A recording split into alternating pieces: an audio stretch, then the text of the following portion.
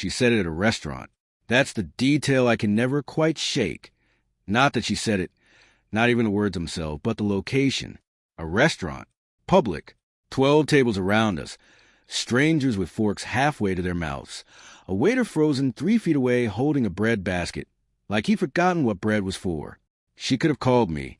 Could have said it at home, behind a closed door, in the privacy of whatever storm had been building inside her for however long.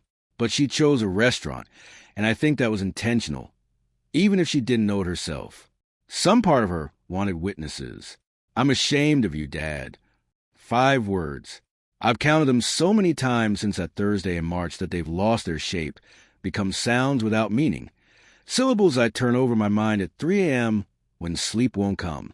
I'm ashamed of you, Dad. 5 words from my daughter's mouth. Spoken in a voice so calm it scared me more than screaming would have. Her name is Claire. She's 26 years old, and she has her mother's eyes. Dark brown, almost black, the kind of eyes that see everything and forgive nothing. Her mother had those eyes too. Had them right up until the day she died. 8 years ago, when Claire was 18 and I was 43, and the world ended quietly in a hospital room that smelled like antiseptic and loss. I should start at the beginning. That's what people say. Isn't it? Start at the beginning. But the problem is, I'm not sure where the beginning is anymore. Is it that Thursday at the restaurant? Is it 8 years ago when Margaret died? Is it 30 years ago when I made the choice that set everything in motion? Or is it further back still, before choices, before consequences, before I understood that the things we keep secret have a way of keeping us? Let me start with the restaurant. Claire called me on a Tuesday, asked if I was free for dinner Thursday. Her voice was careful, too careful, the way it gets when she's decided something and wants to deliver it properly. I said yes without thinking. I always say yes to Claire. She's all I have left.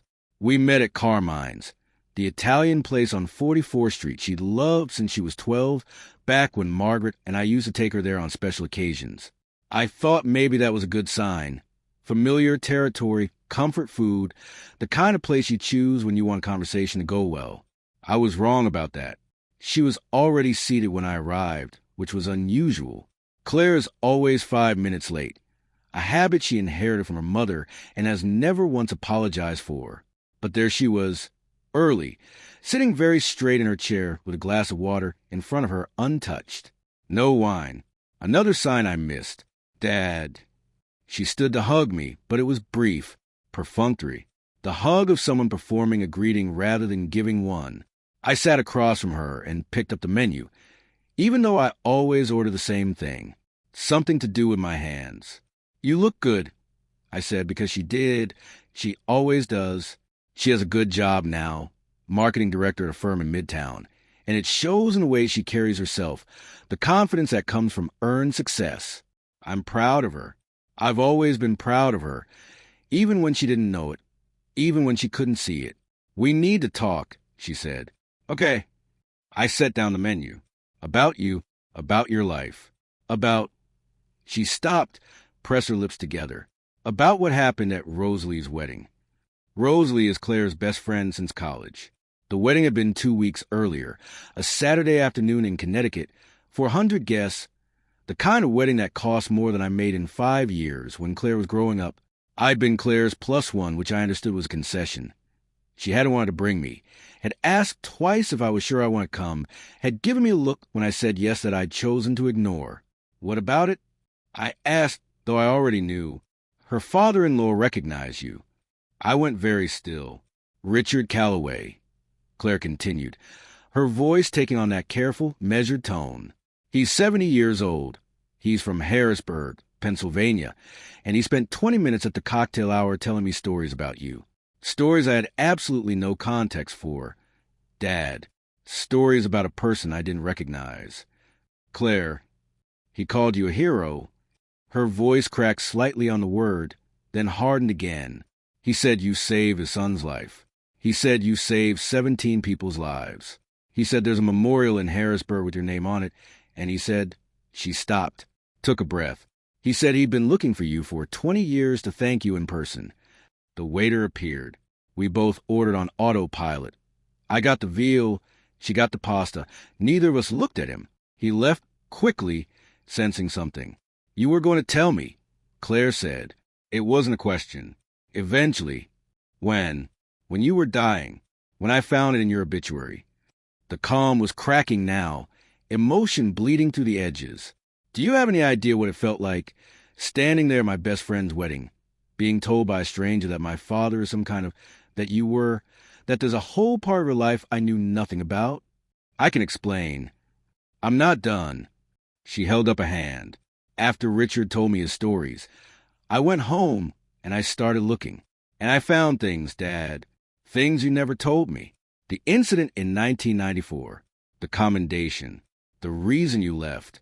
She met my eyes across the table, and I saw something in hers that went beyond anger. It was a particular hurt of someone who realizes they've been kept outside of something important. I found the name you used to go by. I closed my eyes briefly. So before you explain anything, Claire said, I want you to know that I'm not angry. I'm not angry, She stopped, started again. I am angry. I'm furious. But I'm also something else, something I need to say before we have this conversation. She looked down at her water glass, then back up at me. I'm ashamed of you, Dad. Not for what you did back then, for what you've let me believe all these years, for the version of you I've been embarrassed by. The janitor, the handyman, the man who shows up to things in the wrong clothes and doesn't talk about his past and has nothing to say when people ask what he did with his life. Her voice was shaking now. I've been embarrassed by you for years, and I never knew. I didn't know. She pressed her fingers to her mouth. I need you to tell me everything, she said finally. All of it, right now, because Richard Calloway told me enough to know you've been lying to me my whole life, and I deserve the truth. I looked at my daughter, her mother's eyes, her mother's fury, her mother's way of sitting very straight when she was trying not to cry, and I thought about 30 years of silence, about the choice I'd made before she was born, the identity I'd buried, the life I'd walked away from and never spoken of again. I thought about what Margaret had known and what she'd kept from me, faithfully, all the years of our marriage. I thought about the promise I'd made to myself, to certain people, to the ghost of a version of myself that no longer existed. And then I thought about my daughter sitting across from me in the restaurant where we'd celebrated her birthdays, telling me she was ashamed of me, and I understood that the silence had finally cost more than the secret was worth. Okay, I said, okay, but it's going to take longer than dinner. I have all night. I picked up my water glass, set it down, looked at my hands, the hands of a 58-year-old man who'd worked at them his whole life, scarred and rough, and nothing like the hands I'd had at 28, before everything changed. My name wasn't always Thomas Kowalski. I said, my name was James Callahan. I was born James Michael Callahan in Harrisburg, Pennsylvania, in 1965, the third of 4 children, son of a steelworker and a schoolteacher.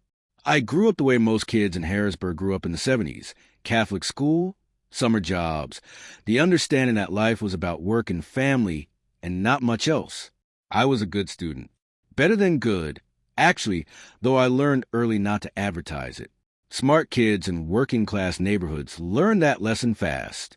I joined the fire department at 22, straight out of a 2-year community college degree I'd paid for myself working nights at a factory. My father wanted me in the steel mill. My mother wanted me to keep studying, go to a 4-year school, become something she didn't have a word for yet. I wanted to do something that mattered. The fire department mattered. I was good at it in a way that surprised even me. Not just physically, though I was strong and fast and fearless in those early years, in a particular way young men are fearless when they haven't yet understood their own mortality. I was good at the thinking part, at reading a fire, understanding its logic, anticipating where it would go and what it needed and how to cut it off before it took everything. My captain said I had an instinct for it. My colleagues said I was lucky. The truth was probably somewhere between the two. By 32, I was a lieutenant. Young for the rank, but not scandalously so. I had a reputation. Solid, reliable, the guy you wanted next to you when things went wrong. I'd been decorated twice. I was being considered for captain. I had a life that made sense, that had a clear shape, that was moving in a direction I understood. And then came October 14th, 1994. The warehouse fire, Claire said. She'd been listening without interrupting, which wasn't like her, but her eyes had changed. They'd gone from angry to something more complicated. Richard Calloway mentioned it. He said it was the worst industrial fire in Harrisburg in 40 years. It was the Kellerman Warehouse, textile storage facility on the edge of the industrial district, built in the 1920s, full of decades of accumulated fabric and chemical accelerants and structural compromises that nobody had properly inspected since 1981. When it went up fast.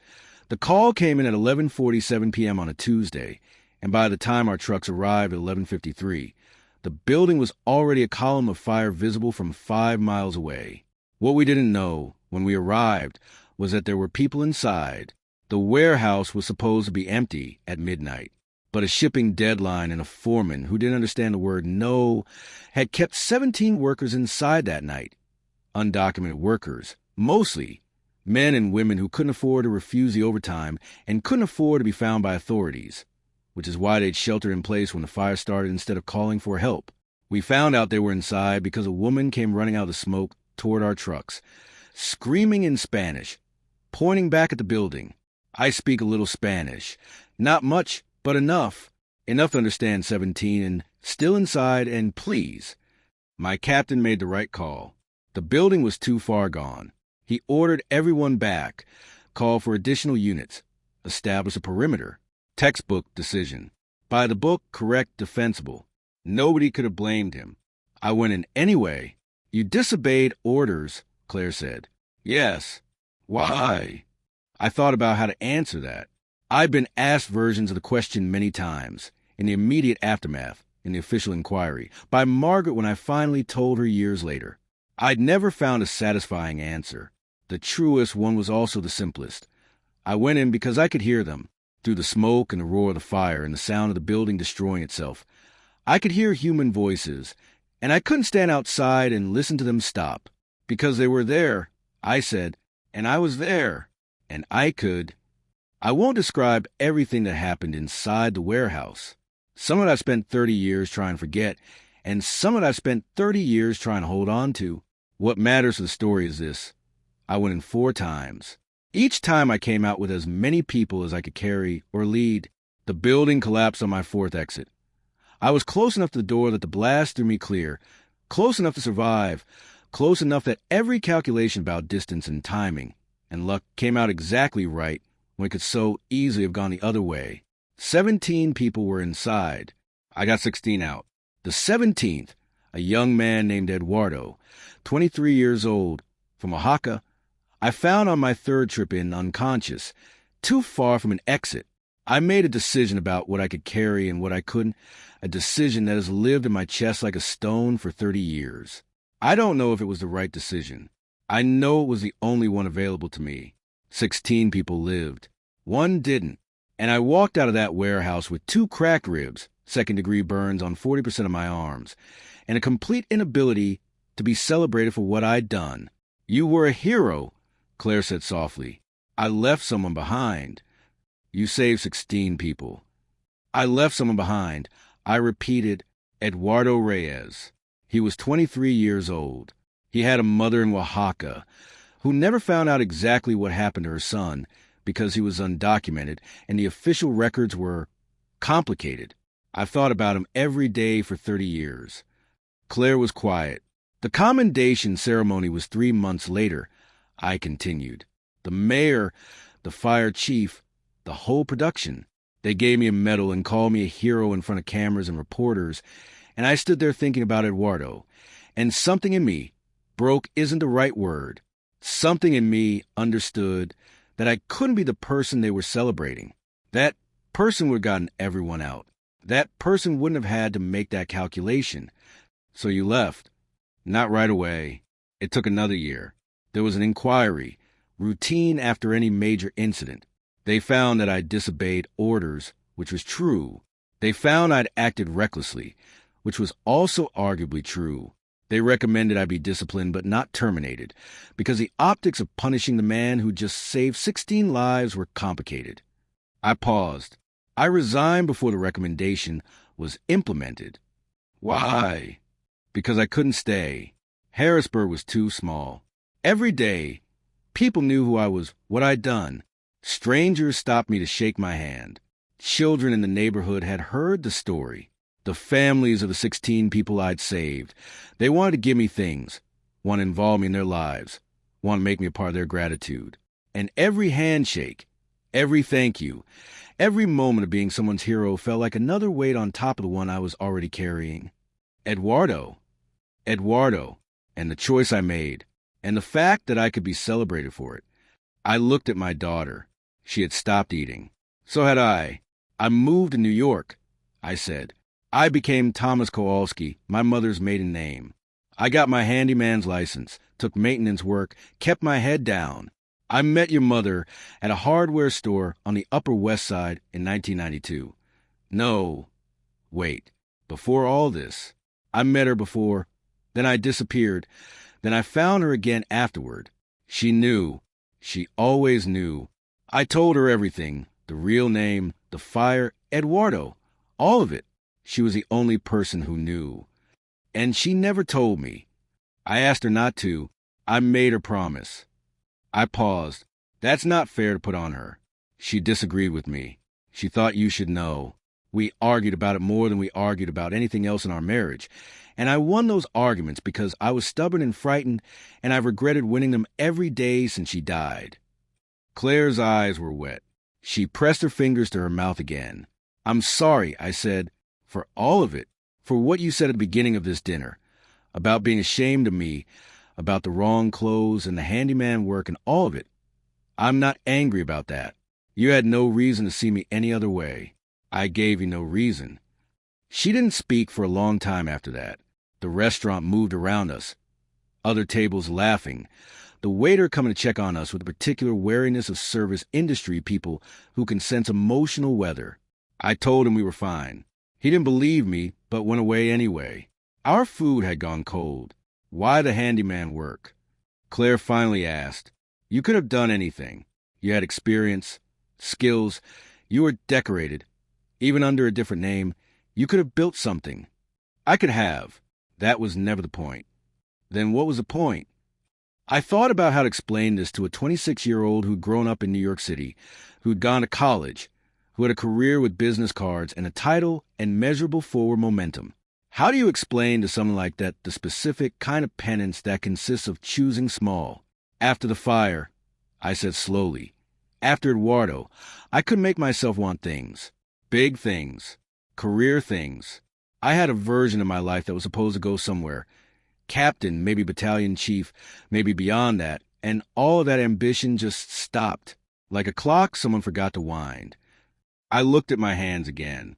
The handyman work wasn't penance exactly. It was more like scale. I needed to do things at a scale I could account for completely. I fix a boiler. The family has heat. I repair a roof. No water comes in. The causality was clean, contained. I could see the entire consequence of every action from beginning to end. Because at the fire you couldn't. Because at the fire I made a calculation, and a man died, and I will never know.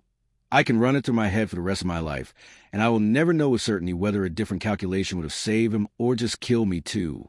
Claire absorbed this. Did it help? She asked. The small scale. Did it make it better? It made it livable. There's a difference. She nodded slowly. And the name? Thomas Kowalski instead of James Callahan. Was that just about hiding or... Both things. Hiding. Yes, I didn't want to be found. Didn't want the attention. Didn't want to be connected to the fire or the celebration or any of it. But also, I paused. James Callahan was the man who went into that warehouse. Thomas Kowalski was the man who came out of it. They're not entirely the same person. James Callahan was certain. Brave in the way young men are brave when they don't fully understand what they're risking. Thomas Kowalski understood what had been risked and lost. It seemed right that they should have different names. She stopped. Started again. That's the saddest thing you've ever said to me. I've said a lot of sad things. No, actually you haven't. Her voice had changed. The anger was still there underneath, but something else had moved in front of it. That's part of the problem, Dad. You never said anything. You were always just there, present but sealed, like a house with all the curtains drawn. I grew up knowing you loved me, but not knowing you. Does that make sense? Yes. I used to think it was because you were simple, that there wasn't much beneath the surface to know. She winced at her own words. That sounds awful. I don't mean it as cruelly as it sounds. You thought I was limited. I said, not stupid, but unlayered. Yes, and I was embarrassed by that. At school events, other kids had fathers who were lawyers, architects, businessmen. You showed up in paint-stained jeans and didn't talk much, and when people asked what you did for work, you said maintenance, and their faces did that thing. She made a brief gesture that conveyed the thing faces do, and I would change the subject. I would steer conversations away from you. I would make excuses for why you couldn't come to things. She closed her eyes. I did that for years. I know. You knew. Parents always know. We just decide how much to let it cost us.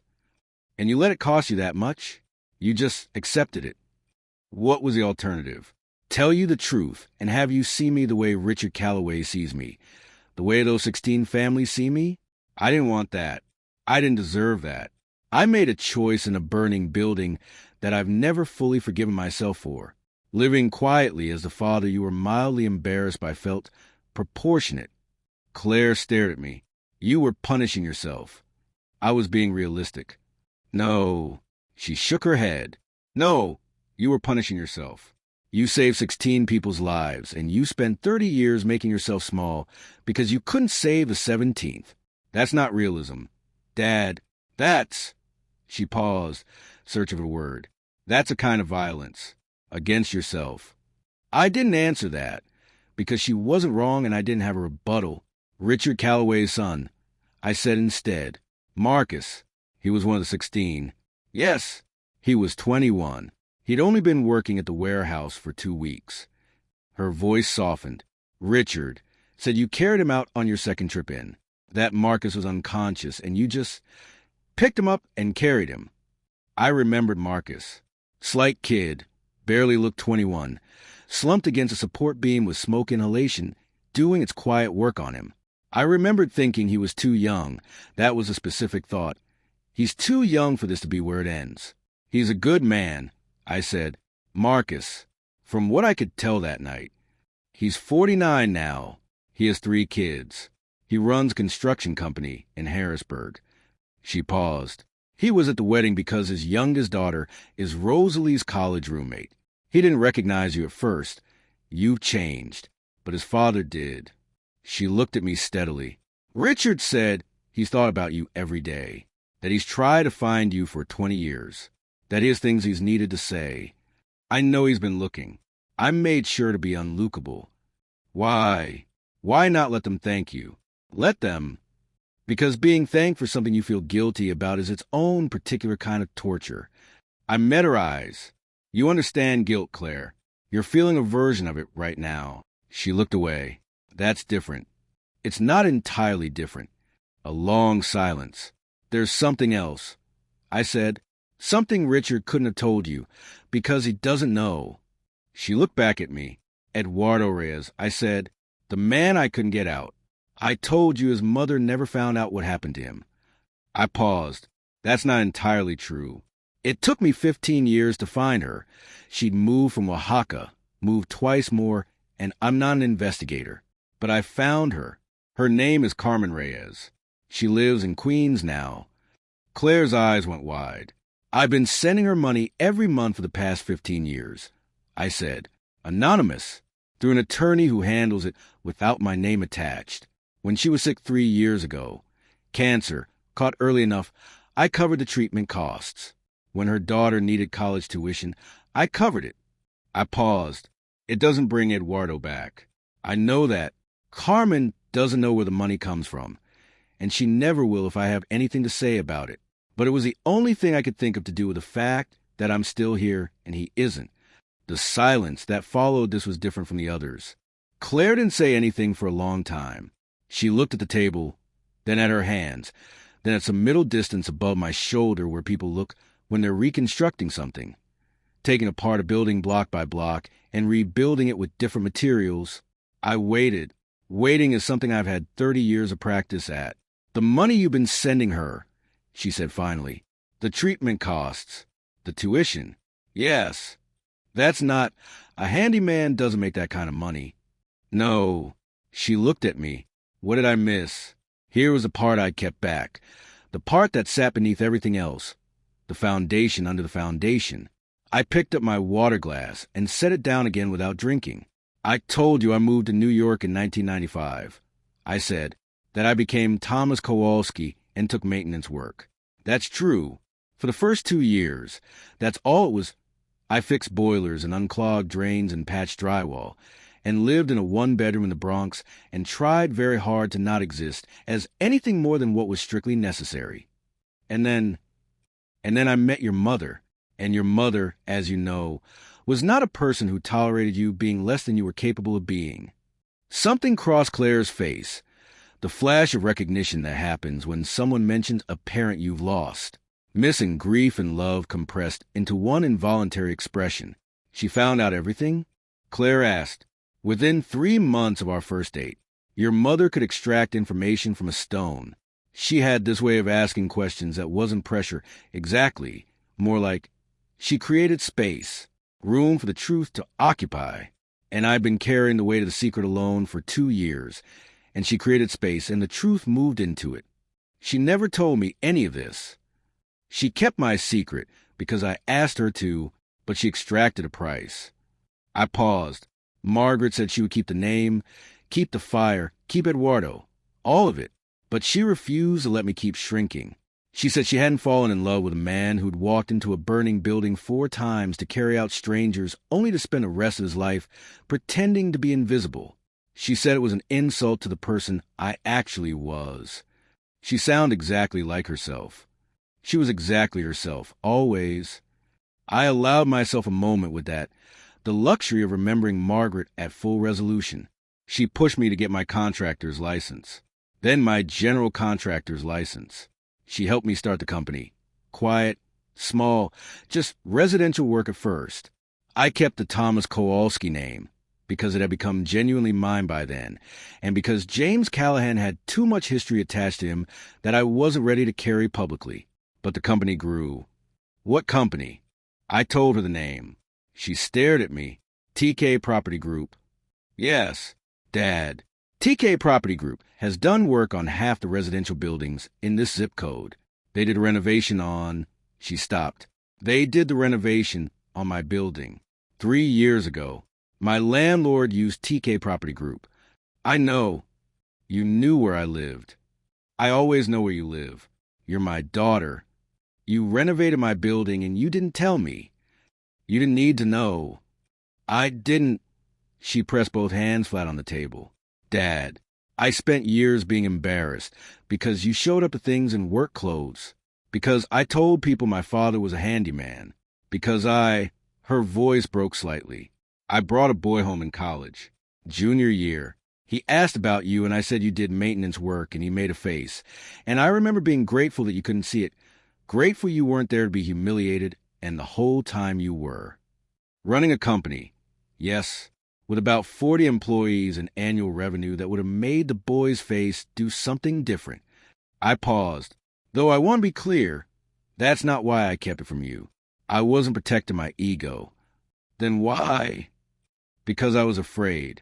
If you knew about the money, you'd eventually ask where it came from. If you asked where it came from, I'd have to explain the company. If I explained the company, I'd have to explain why I'd hidden it, which led back to the name, which led back to Harrisburg, which led back to October 14th, 1994, and Eduardo Reyes. I looked at her. I told myself I was protecting you, giving you a simple father, uncomplicated, no shadows. What I was actually doing was protecting myself from having to have this conversation. The conversation we're having right now. The one we should have had when you were old enough to understand it, which was probably when you were about 16. I kept postponing it, and eventually it became easier to believe you didn't need it than to admit I was afraid to give it. Claire absorbed this. I watched her face cycle through things. Anger, grief, something that looked like compassion, working hard against a current of hurt. The money you left when I started my job. she said slowly. When I was 22, you said it was from Mom's life insurance policy. It wasn't. That money came from the company. How much? Enough to cover your first year's rent and buy you time to build your savings. 50,000. She closed her eyes. When your friend Daniela needed the kidney surgery, I continued, the part that her insurance didn't cover. You told me you'd organize a fundraiser. I sent it to the fundraiser, so it would look like donations. 3 different names. God. She pressed her fingers to her forehead. How many times? A handful. Not many. I didn't want to make you dependent on something you didn't know existed, but there were moments when the alternative was watching you struggle with something I could solve with a phone call, and I couldn't always stop myself. You should have told me. Yes. All of it. All of it. From the beginning. I had a right. You did. I was wrong. I said it simply, without defense. I made decisions about what you could handle and what you needed to know that weren't mine to make. I convinced myself that keeping you in the dark was a form of protection, and maybe some it was, but a lot of it was cowardice dressed up as parenting. The word landed in the space between us. Cowardice. I watched my daughter look at me. Really look at me. The way she hadn't in years. The way children stop looking at parents once parents become furniture. You were brave enough to walk into a burning building 4 times, she said quietly, and you couldn't tell your own daughter the truth. Courage and honesty aren't the same thing. I've had better luck with one than the other. Yeah. She let out a breath. Yeah, I can see that. Outside, it had started to rain. That specific New York March rain that can't commit to being anything but gray and cold and persistent. I could see it against the window, blurring the lights from the street into impressionist smears. The people you saved, Claire said. The 16 families. Do you know what happened to them? Most of them. I've tracked them loosely over the years. Not intrusively. I've never contacted them, never put myself in their path. But I have an investigator who does periodic checks. Make sure they're all right. I paused. When they're not, when there's something that could be fixed. You fix it, anonymously. When I can. She shook her head slowly, not in disbelief, in something more like wonder or its exhausted cousin. You've been out here this whole time, quietly running a company and funding people's lives and paying for a dead man's mother's cancer treatment, and I was at dinner parties being embarrassed to admit you worked maintenance. To be fair, you didn't know, because you didn't tell me. Because I didn't tell you, I agreed. A moment passed. What happened to Eduardo's family? She asked. Carmen, the daughter whose tuition you paid. Where are they now? Carmen is well. The cancer has been in remission for 2 years. Her daughter, Lucia, graduated last May, nursing school. I stopped. I went to the graduation. I stood at the back of the auditorium and watched Lucia Reyes walk across the stage. And I thought about her brother who was 23 years old in a warehouse in Harrisburg in 1994. And I thought that it didn't balance, that nothing would ever balance it, but it was something. It was the only something I had. Claire's eyes were wet. She wasn't trying to stop it anymore. Dad, she said, yes. I'm sorry for what I said at the beginning of this dinner. I'm so sorry. I should tell you what I said back. What I actually said in the moment was nothing. I sat there with the word sorry settling over me like snow, quiet, covering, changing the shape of things, and I couldn't find language for what was happening in my chest. It had been 30 years since anyone had said sorry to me for anything that mattered. Margaret apologized for small things, for forgetting to call, for being sharp when she was tired, for the 1,000 minor frictions of a shared life, but not for anything that touched the deep architecture. Sorry, said my daughter, in a restaurant where we'd celebrated her birthdays, and I was 58 years old and Eduardo Reyes had been dead for 30 years and Margaret had been dead for 8, and I had been living under way at a name that wasn't mine for 3 decades, and all that sat in my throat and made words temporarily impossible. So I reached across the table and took her hand. That was all. She let me hold it. We stayed like that for a while, not talking, while the restaurant kept being a restaurant around us. Eventually the waiter came back, and I paid the check, and we put on our coats, and we walked out into the March rain without umbrellas, because neither of us had thought to check the forecast. Come on, Claire said and took my arm. We walked. No destination, just a city at night. The rain making the streets look like they were made of light. She held onto my arm the way she used to when she was small, and we would walk somewhere together, before the years that turned me into furniture. Tell me something, she said as we walked. Something real. Something you've never told anyone. I've told you everything tonight. Not everything. You've told me what happened. Tell me what it felt like. I thought about this. The rain was steady on my shoulders, familiar and cold. When I was inside the warehouse the third time, I said, the time I found Eduardo, there was a moment when I could see both of them. Eduardo, against the beam, unconscious, and the exit. And I could see, clearly, that I couldn't carry him to the exit in the time the building was going to give me. And for about 5 seconds, I just stood there, completely still. The fire was all around, and the building was coming apart, and I stood there for 5 seconds, and I didn't think anything. My mind went completely quiet.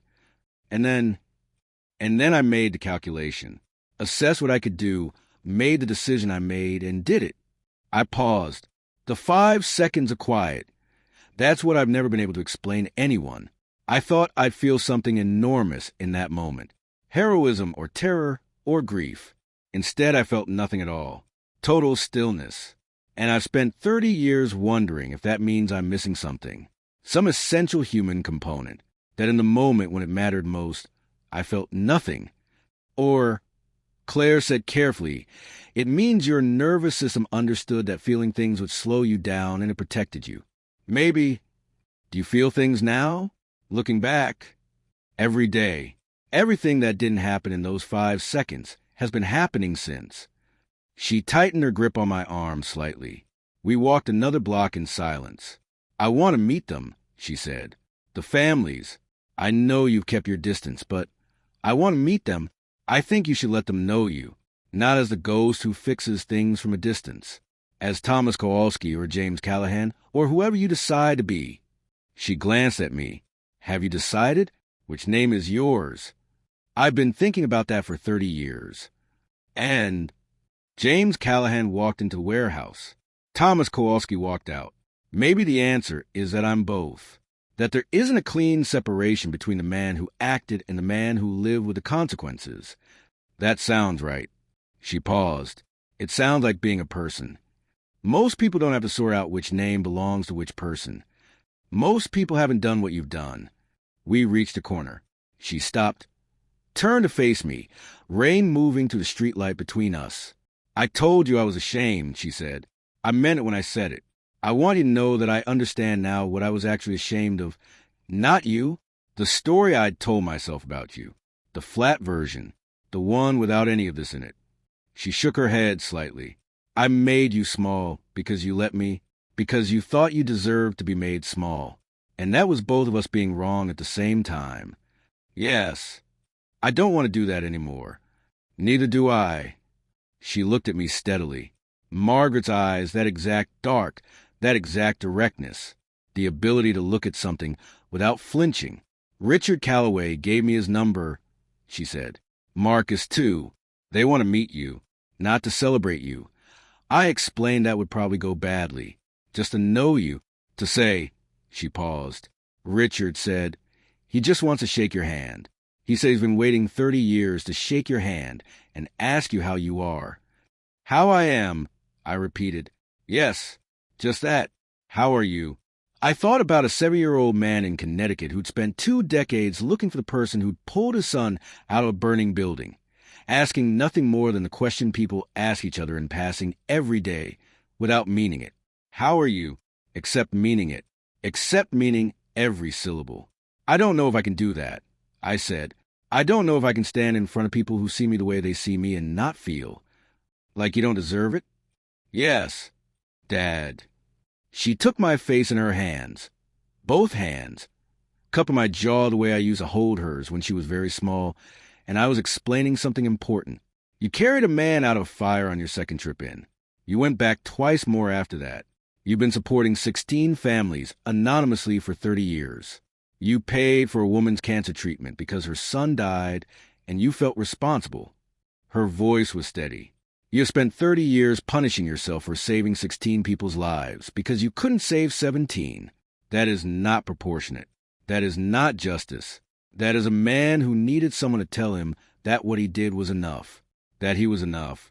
The rain was cold and the street was quiet, and I was 58 years old, and my daughter had her hands on my face, and I couldn't remember the last time anyone had touched me like that, with that specific combination of gentleness and determination that says, I see you and I'm not letting go. It wasn't enough, I said, for Eduardo. For Eduardo, it wasn't enough. It could never be enough for Eduardo. But that's separate from whether you, Thomas James Kowalski Callahan, are enough. Those are two different questions, and you've been answering them as if they're the same one. I closed my eyes. Let Richard shake your hand, she said softly. Let Marcus tell you what that night meant to his family. Not because you deserve a celebration, but because those people have been carrying gratitude for 30 years that has nowhere to go, and you've been carrying guilt for 30 years that has nowhere to go, and maybe if they're in the same room, something can finally move. When I opened my eyes, she was still there, standing in the rain, hands on my face, watching me with her mother's eyes. Okay, I said, the same word I'd said at the restaurant, at the beginning, but different now, less like a door opening, and more like a window, after a long time of bad air. Okay, she repeated. We called Richard Calloway the following week. The meeting was at a restaurant in Connecticut, not Carmine's, somewhere neutral. Richard brought Marcus, who was gray at the temples now and had his father's handshake. There was no ceremony, no speeches. We sat at a table and ordered coffee, and Richard Calloway shook my hand and said, I've been looking for you for a long time. And I said, I know. I'm sorry it took this long. And Marcus said, my kids know your name. I've told them the story their whole lives. He paused. The real story, not just the fire, what you've done since. Carmen told us. She didn't know it was you, but she told us about the anonymous help, and I put together years ago. I want you to know that we know. I hadn't expected that. I sat there in a restaurant in Connecticut with my daughter next to me and Richard Calloway's hand on my arm and Marcus Calloway telling me that he knew. And I thought about Eduardo again, as I always do, as I always will. And I thought that grief and gratitude are not opposites, that you can carry both simultaneously, that 30 years of guilt doesn't have to be the last chapter. Claire squeezed my hand under the table. I am 62 years old now.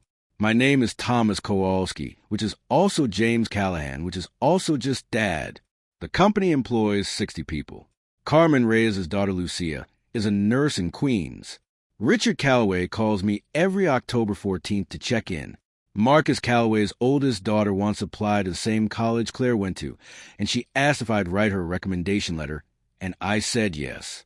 I still think about Eduardo every day. I will always think about Eduardo every day. Some debts don't balance. Some calculations can't be revised. You carry them and you carry them, and eventually they become just part of the weight of being yourself, indistinguishable from all the other weight.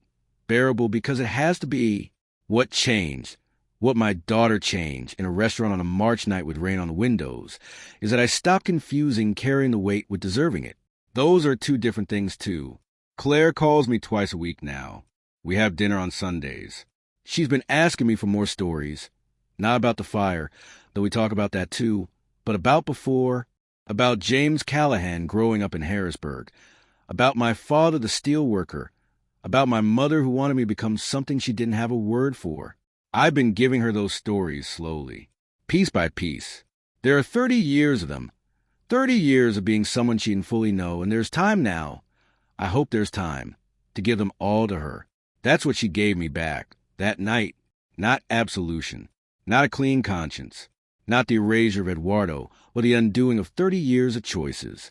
Just time, and the possibility that the time was still worth something, that it wasn't too late to be known. My daughter said she was ashamed of me once. Then the truth broke her open, and what poured out was this. She was never ashamed of me. She was ashamed of the shadow I'd let her see. She was ashamed of my smallness, which was always a choice, which means it was always reversible. She was ashamed of who I decided to be. And who I decided to be now is mine.